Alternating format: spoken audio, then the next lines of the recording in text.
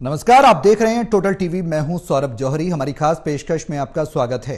हरियाणा की लोकसभा सीटों के लिए वोटिंग होने में अब बेहद ही कम वक्त बचा है। प्रदेश की 10 लोकसभा सीटों के लिए छठे चरण में 25 मई को मतदान होने वाले हैं। ऐसे में सियासत के पुरोधा चुनावी दंगल में अपनी अपनी पार्टी के लिए जमकर प्रचार कर रहे हैं। पीएम मोदी, अमित शाह से लेकर सीएम योगी तक ने हरियाणा में मोर्चा खोल रखा है। राजनाथ सिंह करनाल में गरज रहे हैं। हाल फिलहाल में पीएम ने जहां गोहाना और अंबाला शहर में रैली की, तो वहीं कल महेंद्रगढ़ में पीएम रैली करने जा रहे हैं। उधर राहुल गांधी भी हरियाणा की सियासत को साधने चरखी दादरी पहुंचे, लेकिन मंच पर ही कांग्रेस के नेताओं की तकरार भी देखने को मिली। वहीं कांग्रेस के स्टार प्रचारक प्रियंका गांधी भी 23 मई को यानी कल चुनाव प्रचार के आखिरी दिन सिरसा में कुमारी शैलजा के लिए रोड शो करके वोटों की अपील करेंगी। ऐसे में सवाल यह कि स्टार प्रचारकों का हरियाणा लोकसभा चुनाव पर कितना असर पड़ेगा।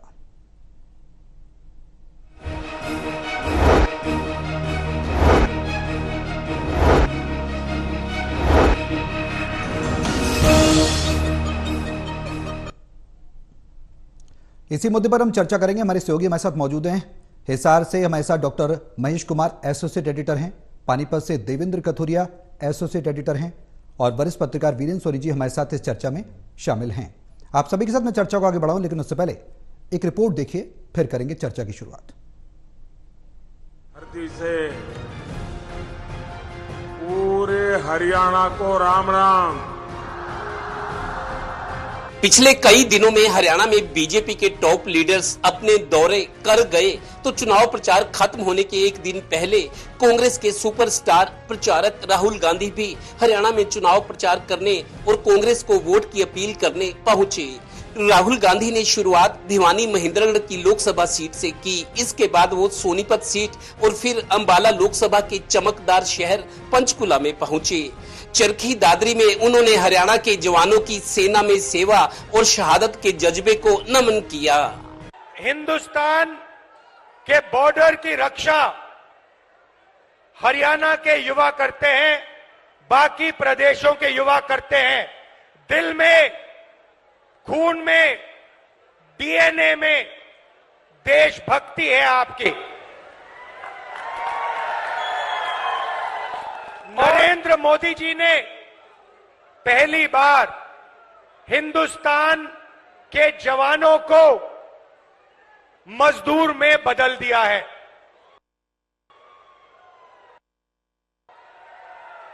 मजदूर में बदल दिया है। कहते हैं कि 2 तरीके के शहीद होंगे।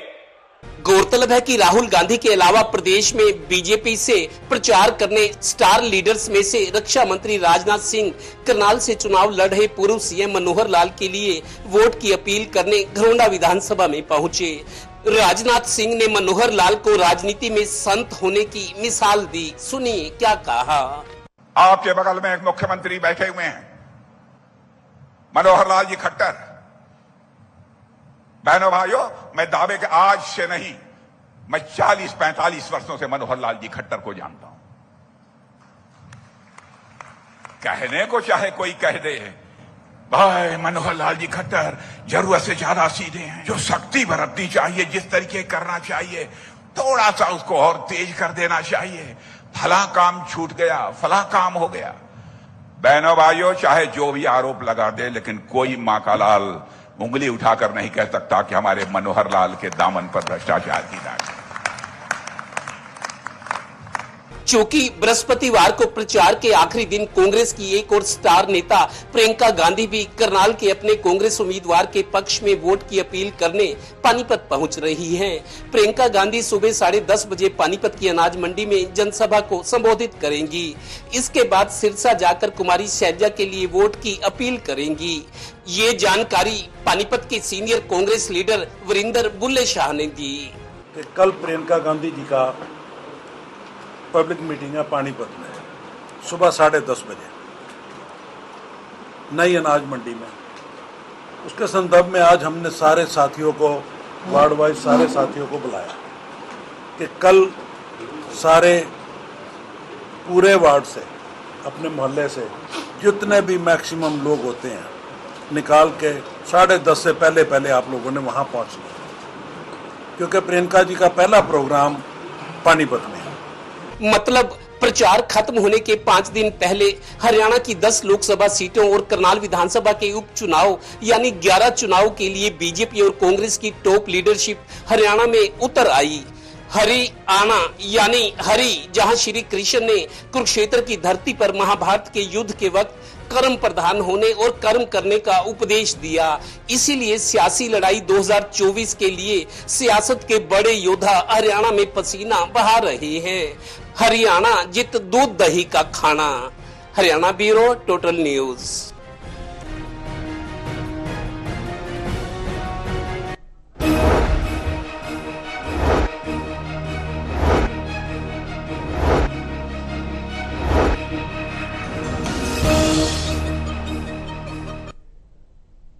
तो हरियाणा की सियासत में स्टार प्रचारकों का दंगल देखने को मिल रहा है।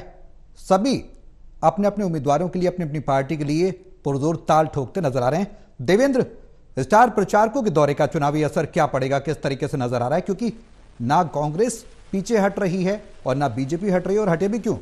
क्योंकि चुनावी रण बेहद अहम है। क्या लग रहा है?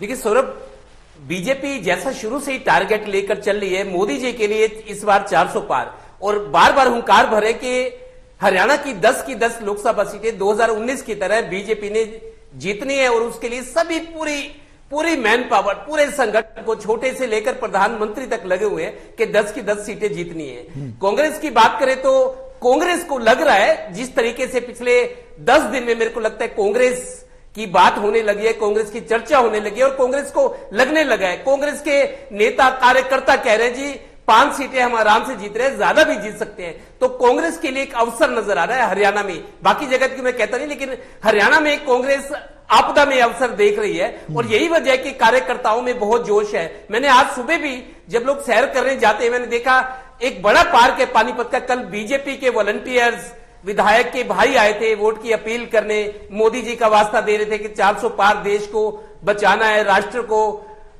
मोदी जी ही संभाल सकते हैं, और उनके सामने कोई नहीं, तमाम तरह की दलीलें देते। आज उतने ही लोग, उससे भी ज्यादा लोग कांग्रेस के उसी जगह पर आए, लोगों से वोट की अपील कर रहे थे। लगता है कांग्रेस कार्यकर्ताओं में, नेताओं को लग रहा है कि बाउंस बैक करने का अच्छा मौका है, उनके अवसर हाथ लग रहा है, इसको खोना नहीं चाहिए। जहां तक स्टार प्रचारकों की बात है, दरअसल लोगों ने अपना मन बना लिया है, अच्छे बुरे का जो कुछ है उनके सामने है, वो अपना मन बना चुके हैं, और अब ये उन्हीं के ऊपर है कि किसका समर्थन करते हैं। लेकिन जो बड़े स्टार प्रचारक आते हैं, वो एक तो हवा बनती है उससे। मान लो प्रधानमंत्री या अमित शाह जिस शहर में आते हैं, दूर दूर तक पूरे हरियाणा में, कि आज करनाल में अमित शाह आए थे, वो ये बोल गए हैं। प्रधानमंत्री आए, प्रधानमंत्री के आने से जो तैयारियां होती है सड़कों पर, सिक्योरिटी, ये वो चर्चा प्रचार होता है, जैसे किसी ब्रांड का प्रचार होता है, ऐसे पार्टी का प्रचार होता है। दूसरा, जो भी नेता आ रहे हैं, अब आज जैसे राहुल गांधी आए हैं, कल प्रियंका भी आ रही है।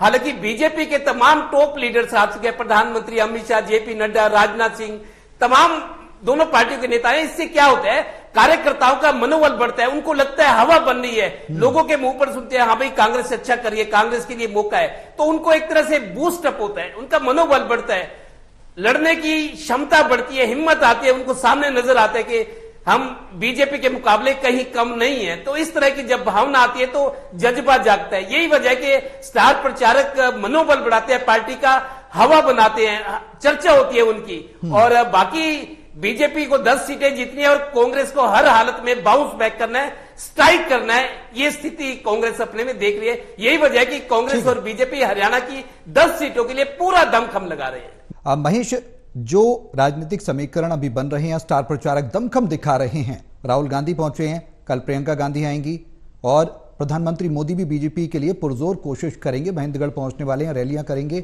और लोगों से जुड़ाव करने की कोशिश करेंगे। कितना फायदा कांग्रेस को राहुल गांधी और प्रियंका गांधी के आने से होगा?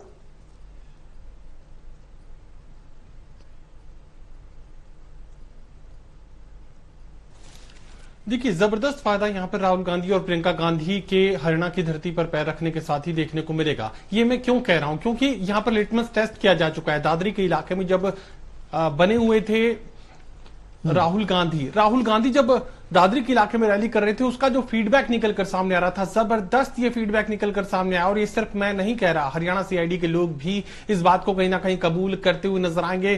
काफी जो प्रशासनिक अमले से जुड़े लोग हैं, जो इस पूरे घटनाक्रम पर अपनी नजर बनाए रखते हैं, वो इस बात को कबूल करेंगे कि आज जो फीडबैक निकलकर सामने आया वो शानदार फीडबैक कांग्रेस पार्टी के लिए कहा जा सकता है। और ना सिर्फ भिवानी महेंद्रगढ़ लोकसभा क्षेत्र के लिए, बल्कि लाइव प्रसारण के जरिए जहां जहां राहुल गांधी देखे जा रहे थे, जहां तक उनकी आवाज पहुंच रही थी, वहां पर अच्छा खासा रिस्पॉन्स यहां पर राहुल गांधी को मिला। और प्रियंका गांधी को लेकर लगातार ये बात कही जा रही है कि बेहतरीन धार उनके भाषण में आजकल देखने को मिल रही है। और उसी भाषण को सुनने की जो जिज्ञासा है, जो लालसा है, वो लोगों में देखने को मिल रही है। कल सिरसा की धरती पर उतरेंगी रोड शो के जरिए, सुबह 8:30 बजे का वक्त रखा गया है। सिरसा शहर में रोड शो करेंगे और उसके बाद ही पानीपत के कार्यक्रम में शामिल होंगी प्रियंका गांधी। तो कह सकते हैं कि यहां इन दोनों ही नेताओं को लेकर अच्छा खासा उत्साह लोगों में देखने को मिल रहा है। और अपील जो राहुल गांधी मंच से कर रहे हैं वो लोगों के दिलों तक पहुंच रही है। तो ये कहा जा सकता है कि इंपैक्ट स्टडी अगर हम करने की कोशिश करें तो अच्छा खासा इंपैक्ट यहां पर कांग्रेसी कार्यकर्ताओं पर, नेताओं पर,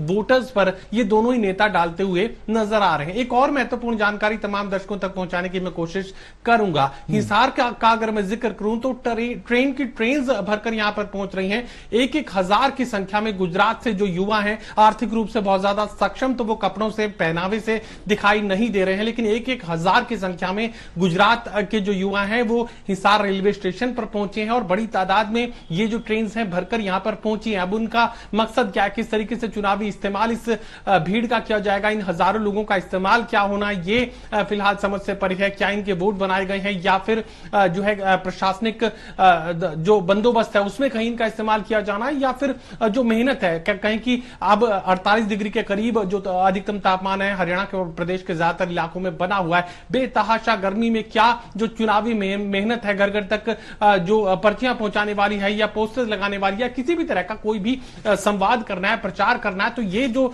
बड़ी भीड़ है ये बेहद फायदेमंद भारतीय जनता पार्टी के लिए हो सकती है। बहुत लोगों की जानकारी में ये नहीं होगा कि इतनी बड़ी तादाद में गुजरात से युवा हरियाणा प्रदेश में आखिर क्यों पहुंचे हैं। इंपैक्ट की आप बात कर रहे थे, अच्छा खासा इंपैक्ट न सिर्फ राहुल गांधी और प्रियंका गांधी को लेकर देखने को मिल रहा है, बल्कि अमित शाह और प्रधानमंत्री नरेंद्र मोदी भी जहां पर रैलियां कर रहे हैं। और देखिए, प्रधानमंत्री नरेंद्र मोदी ने दक्षिण हरियाणा का वो इलाका चुना है जहां पर उनकी एक्सेप्टेंस लेवल सबसे ज्यादा है। दक्षिण हरियाणा जहां पर किसान आंदोलन का असर ना के बराबर था, और यही वजह है कि उस इलाके में विरोध की तस्वीरें अभी तक देखने को नहीं मिली है। दक्षिण हरियाणा वो इलाका जहां पर जो है यादव बहुल इलाका, जहां माना जा रहा है कि भारतीय जनता पार्टी का ये बड़ा वोट बैंक है। और उसी इलाके में यहां पर मोदी अगर रैली करेंगे, तो पहले भी हमने देखा कि इस इलाके ने सीधा सीधा भारतीय जनता पार्टी का साथ दिया था, और एक बार फिर उसी इलाके में प्रधानमंत्री नरेंद्र मोदी अपनी एक्सेप्टेंस का फायदा उठाते नजर आएंगे। बिल्कुल। वीरेंद्र जी, जिस तरीके से महेश जिक्र कर रहे हैं, जो स्टार प्रचारक हैं उनके प्रति जनता का आकर्षण ज्यादा देखने को मिल रहा है। कांग्रेस को कहीं ना कहीं फायदा होता नजर आएगा, तो बीजेपी की तरफ भी कहीं ना कहीं लोग आ सकते हैं। विश्वास है कि बीजेपी अच्छा काम करेगी। इन सब के तर्क कांग्रेस का दावा कई मुद्दों को लेकर है, किसानों की आंदोलन को लेकर, अग्निवीर योजना को लेकर, एंटी इनकम्बेंसी को लेकर। इसका फायदा कांग्रेस को होगा या यूं कहीं बीजेपी को इसका नुकसान होगा आने वाले चुनाव में, क्योंकि समय कम है? वोटर्स के मन में किस तरीके की रणनीति बनाने की पार्टियां कोशिश करेंगी, क्या लग रहा है? देखिए, इस बार का जो चुनाव है अलग तरह का चुनाव है, क्योंकि 2014 का चुनाव देखा, उसमें पूरी मोदी लहर थी, 2019 में भी दिखाई दी, लेकिन 2024 में कोई लहर नहीं है। हाँ, सरकार के खिलाफ असंतोष अवश्य है। ये जैसे राहुल गांधी की रैली थी चरखी दादरी में, जिस तरह से उन्होंने करामक शैली का प्रयोग किया, चाहे मोदी जी के खिलाफ किया, चाहे भारतीय जनता पार्टी की सरकार के खिलाफ किया, और उन लोगों ने बड़ा तालियां बजाकर स्वागत किया। मतलब लोग अब सुनना चाहते हैं। जो लोग 2014 में और 2019 में मोदी के खिलाफ एक शब्द भी नहीं सुनना चाहते थे, तो 2024 में स्थिति बदली हुई है। और देखिए, उनके आकर्षक वायदे भी हैं। राहुल गांधी ने कहा कि हम 1 लाख रुपया जो है महिलाओं के खाते में 1 वर्ष में जमा करवाएंगे। तो मतलब कई आकर्षक वायदे भी हैं, लोग सुनना भी चाहते हैं। और भारतीय जनता पार्टी के जितने भी स्टार प्रचारक आए हैं, उनका अब दावा वो कांग्रेस को कोसने में ही रहा है, या राम मंदिर 370, या फिर कांग्रेस को, या नेहरू के समय में, या इंदिरा गांधी जी ने गरीबी हटाओ का नारा दिया था। लेकिन भ्रष्टाचार के मुद्दे पर मौन है। भारतीय जनता पार्टी भ्रष्टाचार का अब जिक्र नहीं करती, क्योंकि भारतीय जनता पार्टी की स्थिति भी अब कोई कांग्रेस से भिन्न नहीं है। बिल्कुल वीरेंद्र जी, तस्वीर साफ है, दावे तमाम हैं, और हक और हकूक की बात जो होती है, जनता उसको चुनती है जो उसकी बात करे, उसके हक की बात करे जनता के। क्या जो सियासी पार्टियां दावे भर रही हैं उसमें जनता के मुद्दे तो नहीं खो रहे हैं, जनता के मुद्दों पर भी बातचीत हो रही है, या फिर हवा हवाई राजनीतिक वादे हैं और उसके बाद भूल जाएंगी पार्टियां? देखिए, वायदे सभी करते हैं, सभी बड़ा आकर्षक, कोई संकल्प पत्र है, कोई घोषणा पत्र है, न्याय की गारंटी है, ये सबके आकर्षक ही होते हैं जी। लेकिन अब देखिए, भारतीय जनता पार्टी के जो सांसद थे, क्या उन्होंने अपने क्षेत्र की जनता से संवाद रखा? क्या उनको अपने क्षेत्र में कोई योजनाएं लेकर आए? देखिए, मोदी जी के गिराने के लिए उपलब्धियां हैं, लेकिन सांसद की क्या उपलब्धियां हैं, ये लोग प्रश्न करते हैं। मतलब सांसदों की निष्क्रियता रही, और सांसद भी ये सोचते थे कि हमें तो मोदी जी के नाम पर वोट पड़ ही जाएंगे। अब ये देखिए, अगर हम करनाल का जिक्र करें, भारतीय जनता पार्टी की दृष्टि से पूरे देश के अंदर दूसरे नंबर पर संजय भाटिया जीते थे, 6.5 लाख वोटों के अंदर से जीते थे। आज स्थिति यह है कि वो जनता का सामना नहीं कर पा रहे। तब देखिए, 5वें चरण का चुनाव समाप्त हो चुका है, उत्तर प्रदेश के सह बर्बादी थे, आज यहां हरियाणा में अपने निर्वाचन क्षेत्र में भी होते हुए जनता का सामना नहीं कर पा रहे। कार्यकर्ताओं की बैठकें ले रहे हैं, लेकिन जनता का सामना करने से कतराते हैं, क्योंकि उन्होंने कुछ किया नहीं है, जनता के लिए कुछ नहीं किया। और इस तरह कांग्रेस की स्थिति देखी जाए तो कांग्रेस ने 2011 का चाहे उपचुनाव हो, 2014 का चुनाव हो, 2019 का चुनाव, तीनों चुनावों में कांग्रेस की जमानत जब्त हुई थी। और आज ये देखिए, हिसार में स्थिति है कि कांग्रेस के जयप्रकाश जो है रणजीत सिंह चौटाला को चुनौती दे रहे हैं। इस बार स्थिति अलग हुई पड़ी है। तो इसलिए देखा जाए कि जो सांसद खुद जनता के बीच नहीं रहते, तो उनकी निष्क्रियता का तो असर मतदाताओं पर पड़ता ही है। सिर्फ मोदी मैजिक के सहारे ही आप जो है चुनाव वितरणी पार नहीं कर सकते। आपको जनता के बीच रहना पड़ेगा, जनता का काम करना पड़ेगा, और अपनी स्वच्छ छवि भी रखनी पड़ेगी, क्योंकि कई सांसदों पर आरोप है कि उन्होंने अपनी अथाह संपत्ति बना ली है। तो इसमें मोदी जी उनको कहां बचा पाएंगे, क्योंकि जनता की नजरों में उनकी छवि संदिग्ध है। जी देवेंद्र, जो परिस्थितियां हैं इसमें कांग्रेस दावा कर रही, कांग्रेस की लहर है, 10 की 10 सीटें हासिल करेगी, बीजेपी अपने दावे ठोक रही है। जो मौजूदा स्थिति है स्टार प्रचारकों के सारे, क्या बीजेपी रिपीट कर पाएगी उसे 2019 की रणनीति को, या फिर कांग्रेस 10 की 10 सीटों पर जो दम ठोक रही है उस पर भरोसा करेगी जनता? देखिए सौरभ, मौजूदा जो परिस्थितियां बनी हुई है, अब ज्यादा समय नहीं है। कल बृहस्पतिवार को शाम को 5 बजे चुनाव प्रचार बंद हो जाएगा और शनिवार सुबह 7 बजे वोटिंग शुरू हो जाएगी। मेरे को यह लगता है कि 10 की 10 सीटें बेशक बीजेपी कोशिश कर रही है, हुंकार भर रही है, जबरदस्त तैयारी है, जबरदस्त संगठन है, जबरदस्त मैन पावर है, सब कुछ जबरदस्त है। लेकिन जो माहौल बना हुआ है, मेरे को लगता है 10 की 10 सीटें हो सकता है बीजेपी जीत जाए। लेकिन मेरे को आशंका इसकी है कि शायद 10 सीटों में थोड़ा फर्क रह जाएगा। कांग्रेस को जो रिस्पॉन्स मिल रहा है लोगों में, कांग्रेस की जो बात हो रही है, कांग्रेस कार्यकर्ताओं में जो प्रचार में लगे, उनमें जो जोश है, उनको लगता है कि 0 से कहीं ना कहीं तो हम पहुंचेंगे। 2 पर जाए, 3 पर जाए, 4 पर, 5 तक का दावा किया जा रहा है। और आजकल कांग्रेस कार्यकर्ता कह रहे हैं कि 50-50 चुनाव है, 50-50। अगर वो 5-5 सीटों का दावा करे तो उनको 0 से 3, 4, 5 पे जाना है, और बीजेपी को थोड़ा सा माइनस रहेगा। दूसरी बात, मैं आपको बहुत इंपॉर्टेंट बात सौरभ बता रहा हूं, आज मौसम विभाग का अनुमान आया है हरियाणा के लिए भी, दिल्ली एनसीआर के लिए, अगले 10 दिन जबरदस्त गर्मी पड़ेगी। चुनाव शनिवार को होने, आज बुधवार है, उसका भी किस तरीके का असर देखने को मिलेगा? ये भी सवाल है, ये भी सवाल है कि उन जो मौसम विभाग ने पोलिंग परसेंटेज पे असर पड़ सकता है। अगर पोलिंग कम होती तो मेरे को लगता है बीजेपी को नुकसान होना तय है, क्योंकि एज बीजेपी के साथ है। हाँ बिल्कुल। महेश, दावे और जो मुद्दे हैं, क्या उन पर भी बात हो रही है जो पार्टियां कर रही हैं? और अगर कर रही हैं तो जनता को भी अब यह तय करना होगा कि किसकी दावों पर, किसके वादों पर भरोसा करें, और उसमें कहीं ना कहीं जनता के लिए भी एक तरीके की पोलराइजेशन की स्थिति भी बन सकती है। किस तरीके की स्थिति बनती नजर आएगी? क्योंकि पार्टियां चाहती हैं कि वोटर्स उनके पक्ष में मुखातिब हों, मतदान करें।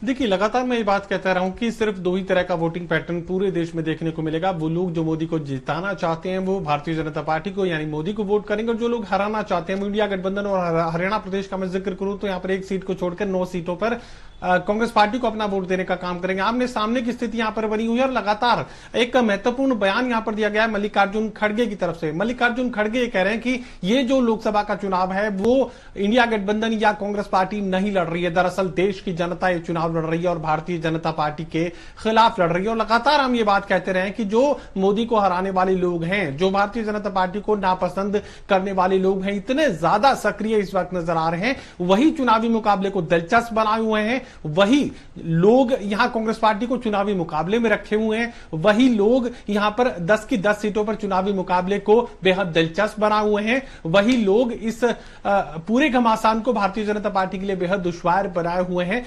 कांग्रेस पार्टी का अपनी मेहनत, अपनी कोशिश जरूर रही होंगी, लेकिन जो सबसे बड़ा असर यहां पर देखने को मिल रहा है वो भारतीय जनता पार्टी से नाराज लोगों का देखने को मिल रहा है। और शायद यही वजह है कि जो पहले हम कह रहे थे, अब मल्लिकार्जुन खड़गे भी कह रहे हैं कि ये चुनाव ना तो कांग्रेस पार्टी लड़ रही है, ना तो उनके उम्मीदवार लड़ रहे हैं, बल्कि देश की जो मोदी से नाराज जनता है वो भारतीय जनता पार्टी से लड़ रही है। वीरेंद्र जी, लास्ट कमेंट में बहुत शॉर्ट में लेना चाहूंगा आपसे, किस तरीके की हवा, क्या होगा, क्योंकि समय कम है?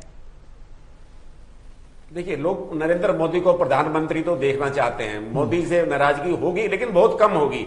लेकिन जो हरियाणा के अंदर है, ये स्थिति बनी हुई है कि हरियाणा के अंदर लोग ये चाहते हैं कि हमारा लोकसभा का प्रत्याशी चाहे भले ही हार जाए लेकिन प्रधानमंत्री नरेंद्र मोदी बने, क्योंकि उनको पता है कि स्टेबिलिटी, जो स्थिरता है, वो नरेंद्र मोदी ही दे सकते हैं। बिल्कुल। चलिए, बहुत शुक्रिया आप सभी का हमारे साथ इस चर्चा में शामिल होने के लिए।